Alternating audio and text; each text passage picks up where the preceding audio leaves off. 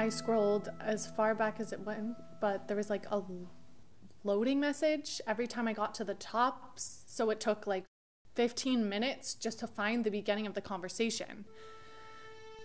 And my thumb's getting all tired, but I just keep going back because I just know that he had a fling with her when they first met, and I just had to know what they said to each other, you know?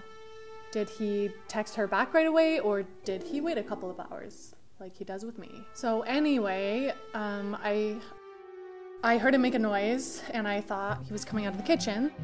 So I had locked his phone real quick, but he didn't end up coming into the room. So then when I turn the screen back on and go back to the message thread, it had scrolled all the way back to the beginning and nothing was saved. And I was like, am I going to have to scroll all the way back again?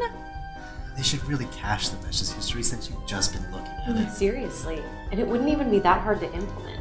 Yeah, I'm not even an engineer and I Let's get back on track. Jasmine, think about why you chose to scroll back.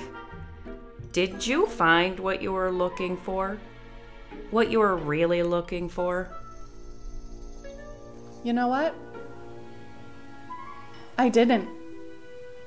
I realized this is taking up too much of my time and energy, and I don't want to waste my life looking at someone else's.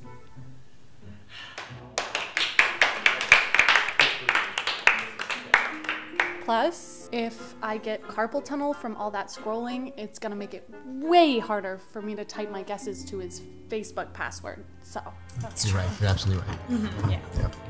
Thank you, Jasmine, for your brave story. Who else would like to share a snooping temptation or encounter they've had, maybe from this week? I can. Please. Hi, I'm Nick, and I'm a snooper. Hi, Nick. So the other day, I was super jet lagged, and I needed to take my girlfriend to her wisdom teeth extraction. But I was just so tired. I legitimately thought that I was going to fall asleep at the wheel. At that point, I had already had 2 large coffees that day, and they just don't do it for me anymore. I needed a jolt. And there is just nothing like it. Nothing. What I needed to snoop. It's a feeling of power, isn't it? That's exactly what it is. Do you guys want to know the worst part about it? There was nothing. No new messages, no new texts, nothing. Just some emails for marketing designer shirts. So what did you do? I called my sister and I had her drive. I snooped on her phone while she was driving. And? See, she's in a fight with her best friend, and I think her drug dealer is trying to increase his prices, but she totally negotiated a sweet new deal. Oh, that is good stuff. I know, right? Okay, thank you for sharing, Nick. I know it's hard. Who else? I can. Hi, my name is Maya, and I'm a snooper. Hi, Maya. I have been snoop-free for 2 weeks now. Good Wow. choice. How do you do it?